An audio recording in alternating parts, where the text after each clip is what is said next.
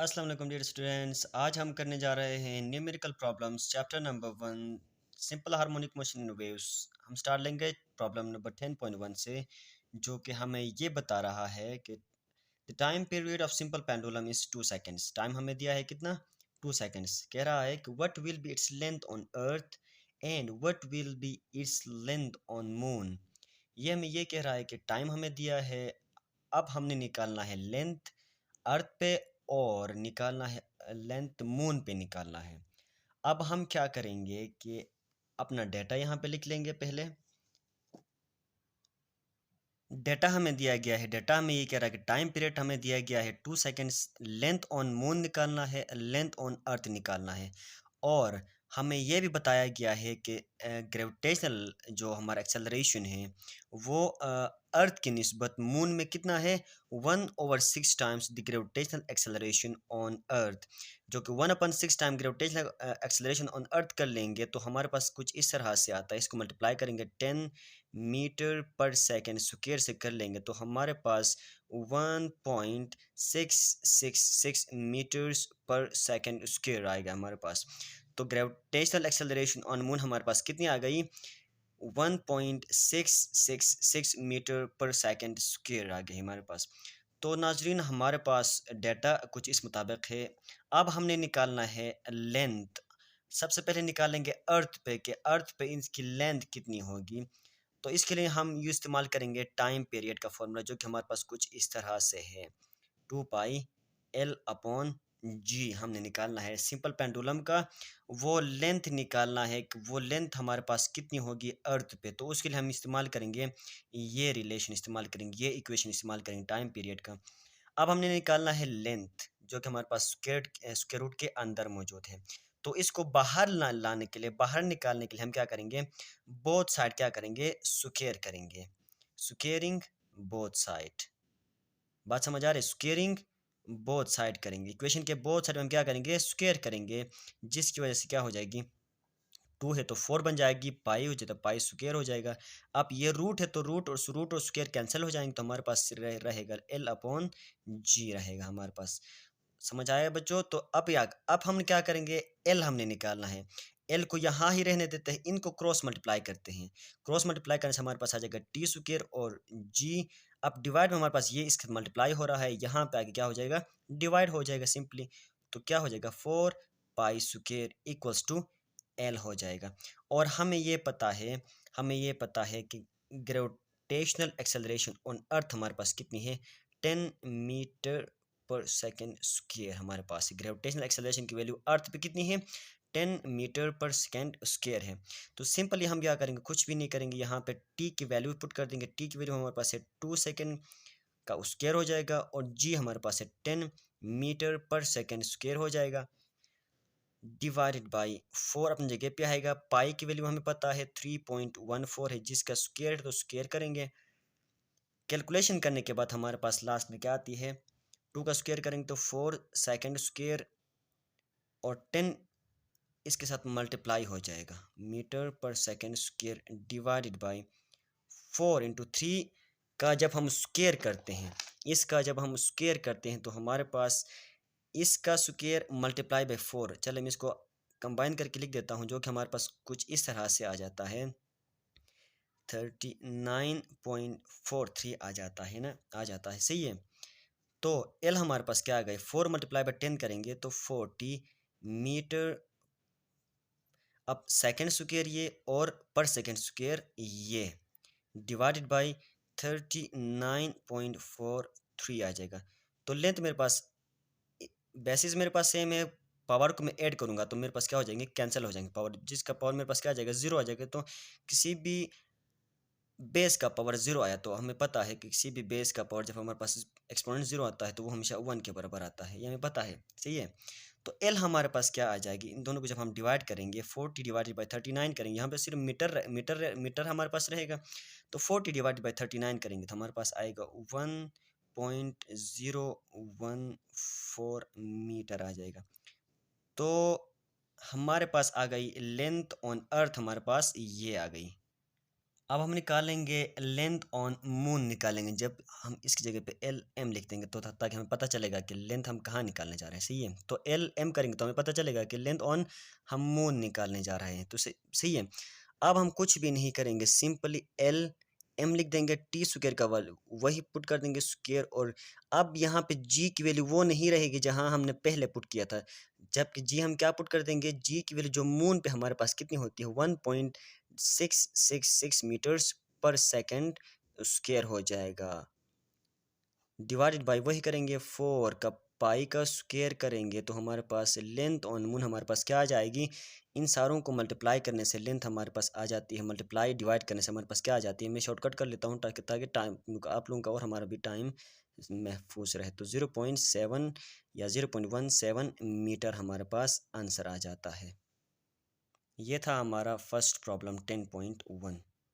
तो dear students, problem number 10.1 हमने complete कर ली, जो कि हमने निकाल दिया, इन दोनों का आंसर हमने निकाल दिया। अब हम चलते हैं प्रॉब्लम प्रॉब्लम नंबर 10.2 की जानिब। यहाँ पे क्या कहता है, ए पेंडुलम ऑफ लेंथ हमें दिया है, लेंथ हमें दिया गया है, is taken to the moon by an astronaut. Astronaut है जो कि सिंपल पेंडुलम को मून पे लेके गया है, जिसका लेंथ हमारे पास, उस पेंडुलम की लेंथ हमारे पास इतनी है 0.99 मीटर। The period of the pendulum is 4.9 सेकेंड। अब टी हमें दिया है, टाइम पीरियड हमें दिया है जो कि कितनी है 4.9 सेकेंड से हमें दिया है। सही है। अब हमने क्या निकालना है, what is the value of g on the surface of the moon. अब लेंथ हमें दिया है, पीरियड हमें दिया है, सिंपल हमने निकालना है, जी की वैल्यू हमने निकालना है। तो इसके लिए हम इस्तेमाल करेंगे जो कि हमने पिछले भी इस्तेमाल किया था, टाइम पीरियड वाला इक्वेशन। ये हमारे पास वो इक्वेशन है जो हमने पिछली दफ़ा भी हमने इस्तेमाल में लाया था एल कैलकुलेट करने। तो अब हम यहाँ पे सिर्फ जी कैलकुलेट कर रहे हैं, पहले हमने एल कैलकुलेट किया था, अब हमने कैलकुलेट क्या करना है, जी कैलकुलेट करना है। जी का मतलब ग्रेविटेशनल एक्सेलरेशन ऑन मून हमने कैलकुलेट करना है, जिसको जिसको मैंने जी एम से मैंने डिनोट किया है। अब मुझे जी कैलकुलेट करना है, तो वही बात मैंने दोनों साइड से मैंने क्या करना है, स्क्वेयरिंग करना है। तो 4 पाई स्क्वेयर हो जाएगा, एल अपॉन जी एम हो जाएगा। अब मैंने जी कैलकुलेट करना है, इन दोनों को मैं क्रॉस मल्टीप्लाई कर लूँगा, टी स्क्वेयर जी एम। सही है। तो यहाँ पे क्या रहेगा, 4 पाई स्क्वेयर एल रहेगा। अब मैंने जी एम कैलकुलेट करना है, तो जी एम को मैं यहाँ पे रखूँगा, टी स्क्वेयर को यहाँ पे शिफ्ट कर लूँगा, 4 pi square L upon T square. अब डेटा मेरे पास क्या है, डेटा मेरे पास ये है कि लेंथ मुझे दिया है, कितना है लेंथ मेरे पास, कितना है 0.99 मीटर मेरे पास लेंथ दिया है। और टाइम पीरियड में मेरे पास क्या है, टी मेरे पास क्या दिया गया है 4.9 सेकेंड्स मुझे दिया है। सिंपल मैं कुछ नहीं करूँगा, तमाम एल की वैल्यू, टी की वैल्यू, पाई की वैल्यू यहाँ पे पुट कर लूँगा, जी एम करूँगा 4, पाई की वैल्यू मेरे पास मुझे पता है 3.14 स्क्वेयर, और लेंथ 0.99 मीटर। सही है। यूनिट्स आप लोगों ने लिखना नहीं भूलना है, ठीक है। और टाइम पीरियड जो कि मेरे पास स्क्वेयर में है 4.9 सेकेंड्स का मैं क्या करूँगा, स्क्वेयर करूँगा, जो के बाद मेरे पास जी एम की मेरे पास क्या वैल्यू आ जाएगी। इन तमाम को मैं इसको स्क्वेयर करूँगा, मल्टीप्लाई करूँगा 4 से, इसके साथ मल्टीप्लाई करूँगा, डिवाइड करूँगा, इसके स्क्वेयर से मल्टीप्लाई करूँगा, तो मेरे पास जी एम की मेरे पास जो वैल्यू आ जाएगी वो आ जाएगी 1.63 मीटर पर सेकेंड स्क्वेयर आ जाएगा। स्क्वायर क्यों आता है, क्योंकि मेरे पास ये एक्सेलरेशन है। एक्सेलरेशन कौन सा है, gravitational acceleration, acceleration due to gravity. और हमें पता है कि एक्सेलरेशन की वैल्यू हम यूनिट हमारे पास कितनी होती, कौन सी होती है, मीटर पर सेकंड स्क्वायर होती है। बात समझ आ रही है, मीटर ये, और सेकंड जब ऊपर चला जाएगा तो सेकंड पर सेकंड स्क्वायर बन जाएगा। ये हमारे पास प्रॉब्लम नंबर 10.2 का सलूशन। डियर स्टूडेंट्स, यहाँ पे जो प्रॉब्लम नंबर 10.3 हमें बताया जा रहा है, ये प्रॉब्लम नंबर 10.2 से बिल्कुल मुशाबे है, बिल्कुल same as it is like the problem number 10.2। ये हमें ये बता रहा है कि find the time period of simple pendulum, जिसका लेंथ हमें दिया है 1 मीटर लॉन्ग। लेंथ कितना दिया है, 1 मीटर लॉन्ग हमें दिया है, और placed on earth and on moon. The value of g on surface of the moon, हमें पता हमने ये कहा था कि जो सरफेस ऑफ मून पे जो जी की वैल्यू होती है वो कितनी होती है, 1/6 of its value on earth, where g on earth is कितनी है 10 मीटर पर सेकेंड स्क्वेयर है। तो हमने सिंपली कुछ भी नहीं करना है, सिंपल पेंडुलम उसका टाइम पीरियड कैलकुलेट करना है।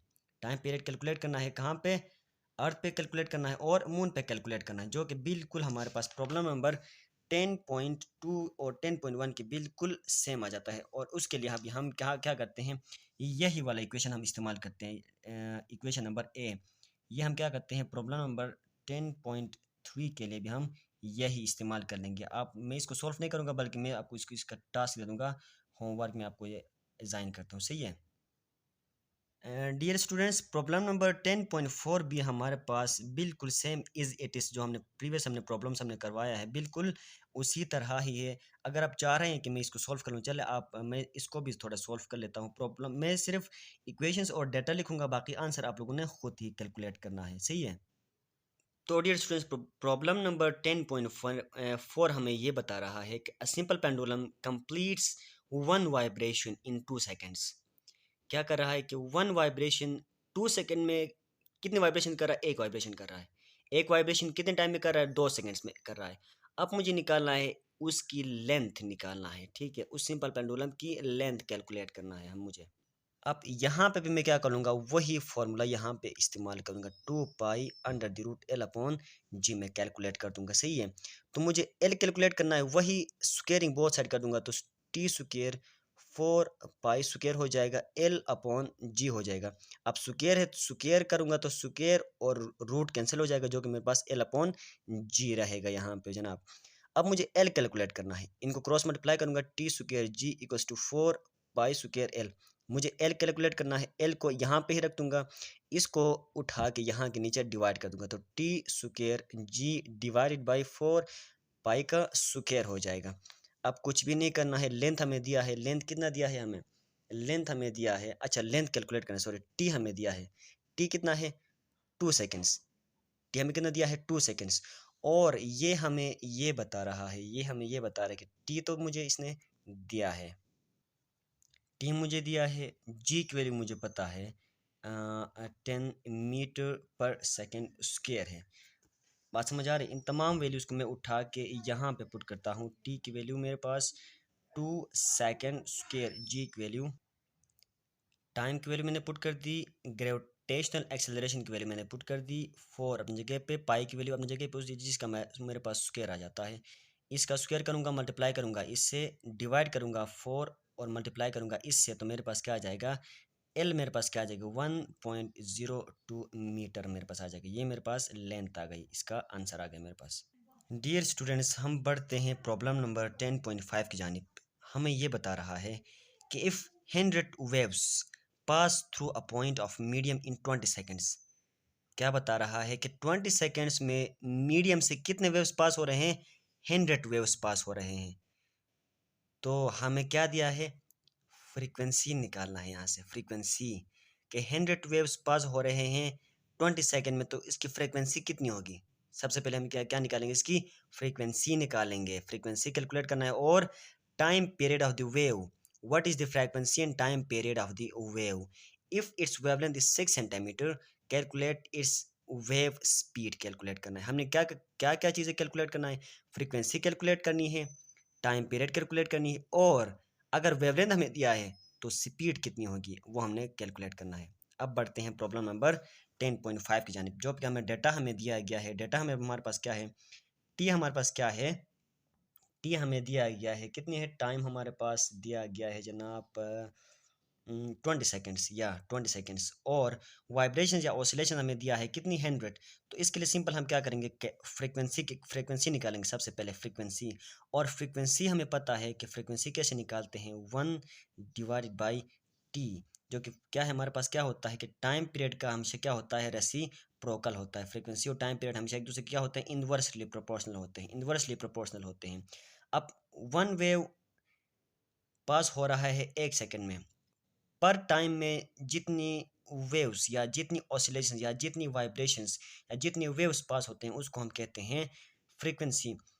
अगर 1 सेकेंड में एक वेव आती है, अब हम यहाँ पे अब हम यहाँ पे क्या दिया है, 20 सेकेंड्स, और कितने वेव्स पास हो रहे हैं, 100 वेव्स पास हो रहे हैं। कितने वेव्स पास हो रहे हैं, 100 वेव्स पास हो रहे हैं। तो 100 डिवाइडेड बाई क्या करूँगा मैं, 20 करूँगा, तो 2 5 10, तो मेरे पास क्या आ जाएगा, 5 हर्ट्स मेरे पास क्या आ जाएगी, फ्रीक्वेंसी आ जाएगी। 5 हर्ट्स की फ्रीक्वेंसी मेरे पास आ गई। तो जनाब मैं बढ़ूंगा, अब मैं फ्रीक्वेंसी मैंने निकाल दी, अब मैं बढ़ूंगा टाइम पीरियड की जानिब।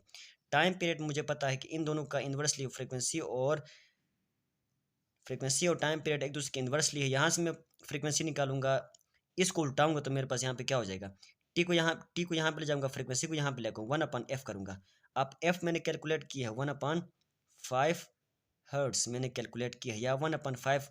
आप इसको फ्रीक्वेंसी को इन टर्म्स ऑफ आप या हर्ट्स में लिखो, आप या पर ऑसिलेशन में लिखो, या पर सेकंड में लिखो, आपकी मर्जी है, सही है।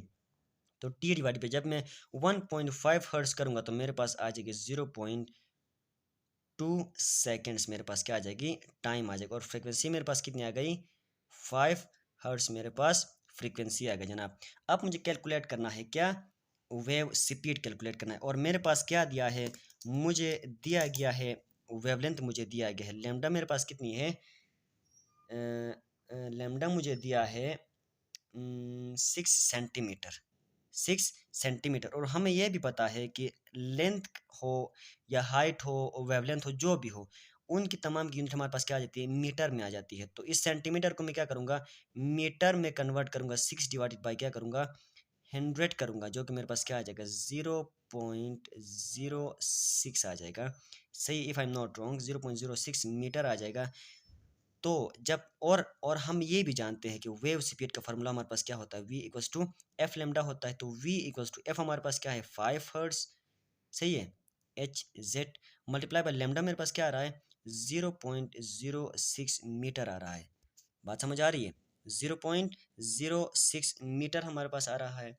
तो इसको मैं मल्टीप्लाई करूँगा इसके साथ, तो मेरे पास क्या आंसर आता है, 0.3 मीटर पर सेकेंड आ जाता है, सॉरी मेरे पास क्या आ जाता है, 0.3 मीटर पर 0.6 मीटर।